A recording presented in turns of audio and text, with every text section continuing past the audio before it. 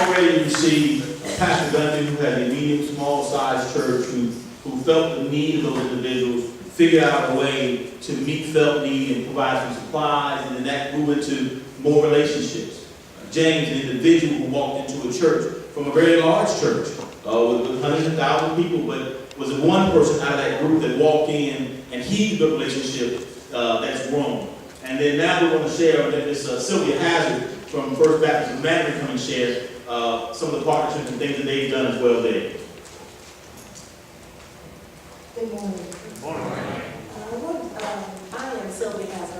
I'm a church auditor for First Baptist Church Mandarin. Our pastor is Gary O'Livian Sr.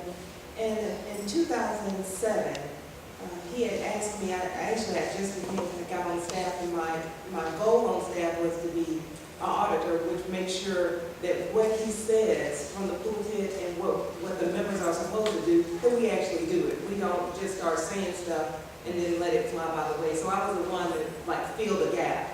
And he had asked me, we were going to get more, we wanted to be more involved in the community. So that was my job, to find where we could be involved in the community. Over all of the years, when people needed help, we would send money, because that's what most people say, write us a check, and that's what we'll do. So my goal was to go out and I contacted places, and we became very active at Dignity Ware, Trinity Rest Commission. We're there once a month, every month.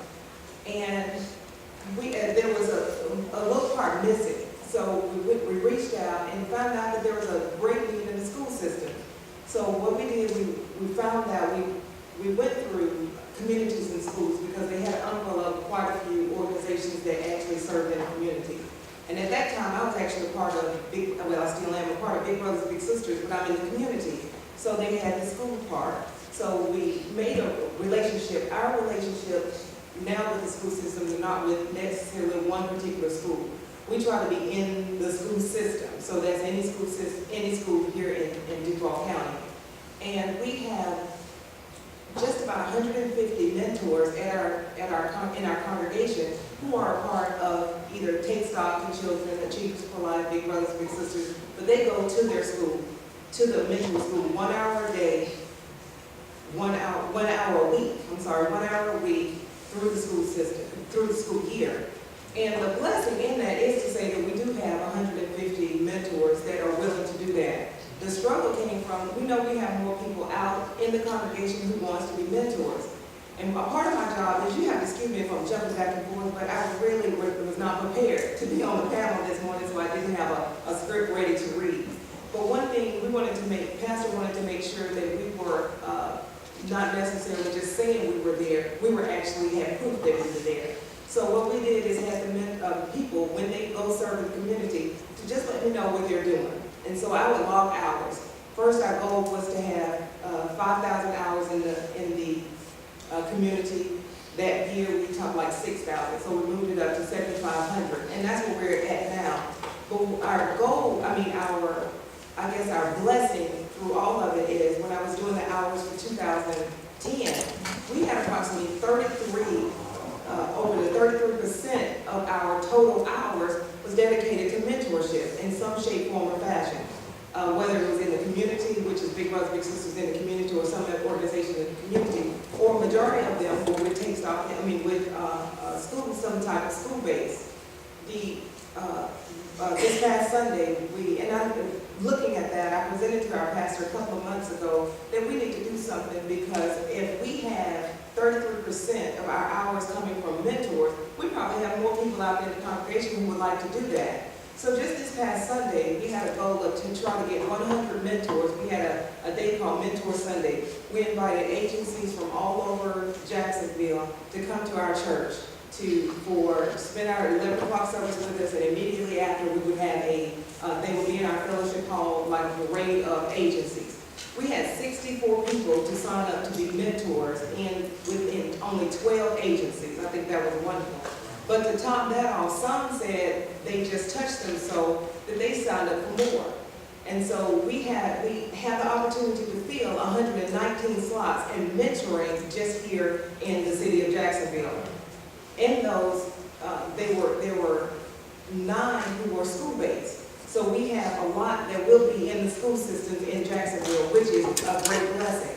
We go through the background checks. They're willing to do the background background checks, and then they'll be there. But to listen to the overall stories of this past school year, the staff is 100% mentors. We're all except for me, are in the school system, so I feel kind of bad not to be up here to represent, to talk to school, to be in the school, and I'm not particularly in the school system. But everybody else on the staff spends a 1 hour a week going to a school and mentoring a youth. The success stories from those is 2 of our staff members came back this week. One, the youth, it was her first year being matched with this youth. She had already failed twice the same 5th grade. She went to her graduation this past year to go to the next grade. And she was saying that how, you look at, and she's not there to preach to her, she's not there to, she's just there. One thing our youth need this year, our youth of today need is stability and consistency. And that's what being in the schools would do. Sometimes they do not have that at home. And that's what we as Christians, we as believers, that's what we are to do, is to be consistent with what we do. And if we're consistent into the school year, into the schools, if we're consistent into pouring out positive things into the life of the youth, what a better future we will have here in Jacksonville, and when these kids grow up to be and go to other parts of the world, they'll give back. A small story for myself. My mentee, I just have to spend 4 hours with her a month. I shouldn't say it like that because it's a blessing. I have the best mentee in the world. But I started not to be a mentor. And we were in 2 years in, and I've been a mentor now 5 years. We're 2 years in, and I'm thinking, I'm not making a difference in this girl's life. I need to just say I'm not going to do it. So I told her, Mom, I'm going to get out because I don't feel like I'm doing anything in this girl's life. And then she told me, she said, okay, I'll let you tell her. I was out of town. I said, when I get back, I'm going to tell her, but I'm going to talk to her now. So when I get back Sunday night, I'm going to come over and I'm going to tell her. She said, okay. Well, she got on the phone and she said, Miss Sylvia, you remember when we went to your house and had hot dogs? I said, yeah. She said, that was fun. I said, okay. She said, Miss Sylvia, you remember when we went over to your house and played Uno? I said, yeah. She said, that was fun. She said, you remember when we went over to your house and we burnt the pizza? I said, yeah. She said, that was so much fun. And then I realized that it's not me spending money on this girl, it's me spending time with her. She never talked about the time when we went down to the Ritz. She didn't talk about the time when I took her to the Nutcracker. She didn't talk about the times that I spent money. She talked about the times when I spent time. And so that's all we have to do is pour out time into our youth. And then they'll pour out time to them. Her goal in life is to grow up and be with big brothers, big sisters. And I think that that's wonderful. And I asked her, what will she do with her mentee that I'm not doing with her? Because I'm trying to figure out what I need to do. She said, I'm going to do the exact same thing that you're doing with me, is spend time with her. We're going to burn pizza. Because I'm glad the fire truck didn't come to my house, but it's just a blessing. So if you can do what you do, and for me as a member of First Baptist Church Mandarin, and to get people involved in the community, sometimes it can be hard because people want sometimes to be in their box. But sometimes you have to move out of the box, and that's what God has asked all of us to do, to move out of the box, not to be so where we are and become comfortable. We have to branch out. But what we have to do is to let people know that when we go into the school systems, when I'm screening them to find out what's best for them, I always ask them, where do you work? They tell me where to work. So we look for a school that's somewhere around where they work.